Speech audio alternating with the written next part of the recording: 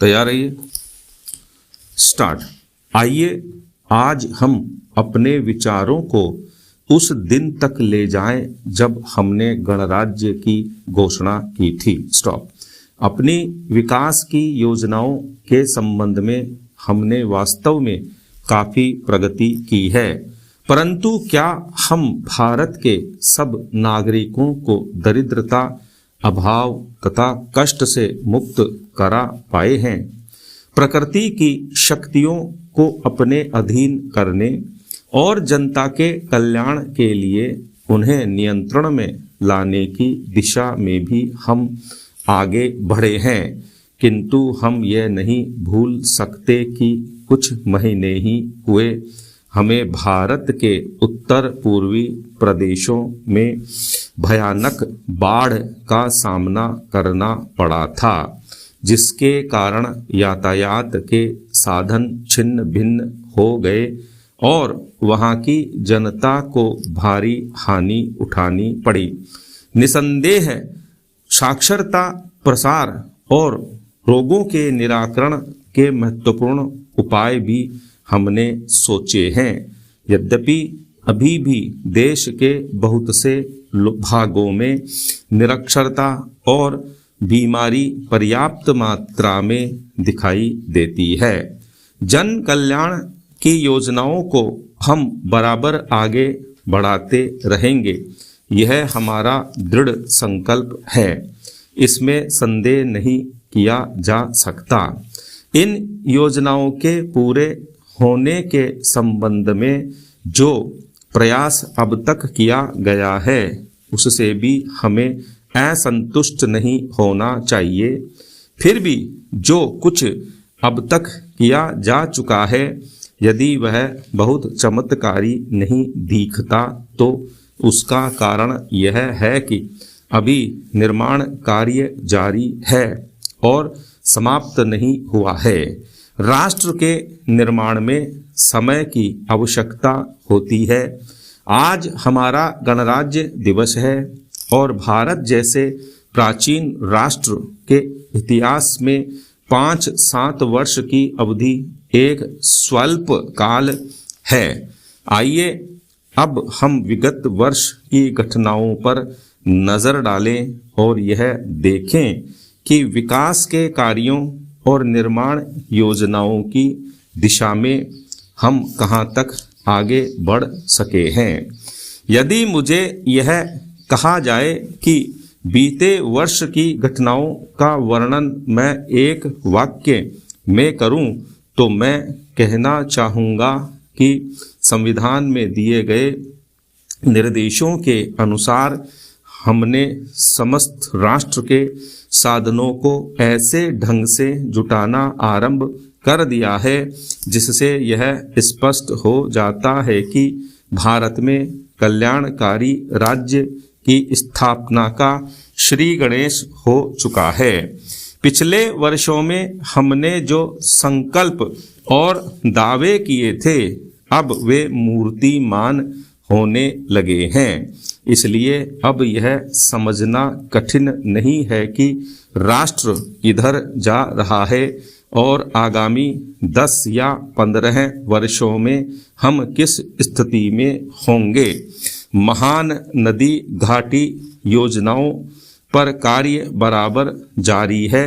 इनमें से एक योजना भाखड़ा नंगल योजना से बहुमूल्य पानी और बिजली पंजाब, पेप्सू तथा राजस्थान के भागों को मिलने भी लग गई है। दामोदर घाटी योजना से कुछ समय हुआ बिजली प्राप्त होने लगी थी और हीराकुंड, चंबल तथा दूसरी महान योजनाओं की भांति यह योजना भी यथेष्ट रूप से आगे बढ़ रही है। भाखड़ा नांगल योजना का प्रथम चरण समाप्त होने से अब यह स्पष्ट है कि इन महान योजनाओं के द्वारा देश में कितने महत्वपूर्ण परिवर्तन हो जाएंगे। स्टॉप। पैरा। महोदय, कोसी नदी जिसे शोक और दुख का सूचक माना जाता है, इस वर्ष फिर अपने प्रकोप से महान हानि का कारण बनी। अब इस नदी पर काबू पाने और इसकी उपद्रवी लीला समाप्त करने के लिए भी योजना तैयार हो गई है। इस योजना की रूपरेखा तैयार हो चुकी है और निर्माण का काम हाथ में लिया जा चुका है। आशा है इस योजना के निर्माण से बड़े पैमाने पर जन साधारण को सेवाएं उपलब्ध होंगी। जब यह नया परीक्षण सफल होगा तो महान योजनाओं के निर्माण में और भारत की महान जनशक्ति के उपयोग के संबंध में हमारी जानकारी और अनुभव में महत्वपूर्ण वृद्धि होगी। औद्योगिकरण के क्षेत्र में उन्नति, उत्पादन में और अधिक वृद्धि और भारत की प्रति व्यक्ति आय में वृद्धि विचाराधीन वर्ष की कुछ महत्वपूर्ण बातें हैं। औद्योगिकरण के साथ ही रोजगार के क्षेत्र को विस्तृत करने के प्रयत्न भी बराबर जारी हैं। कुटीर उद्योगों और घरेलू धंधों को प्रोत्साहन देकर औद्योगिकरण और रोजगार में समुचित संतुलन स्थापित करने का प्रयास किया जा रहा है। यह बात सभी स्वीकार करते हैं कि यदि भारत के जनसाधारण को उदासीनता और हार मानने की भावना से मुक्त करना है तो बढ़ती हुई बेरोजगारी को दूर करने का उपाय करना होगा। स्टॉप। इस दिशा में घरेलू उद्योग धंधे बहुत से लोगों को आंशिक या पूर्ण उपयोगी काम देकर इस समस्या का बहुत कुछ समाधान कर सकते हैं। इसीलिए पंचवर्षीय योजनाओं में पुराने घरेलू उद्योगों को पुनर्जीवित करने और चालू कुटीर उद्योगों को प्रोत्साहन देने की व्यवस्था की जा रही है। पैरा। विदेशी मामलों के क्षेत्र में हमारी सफलता और भी अधिक है।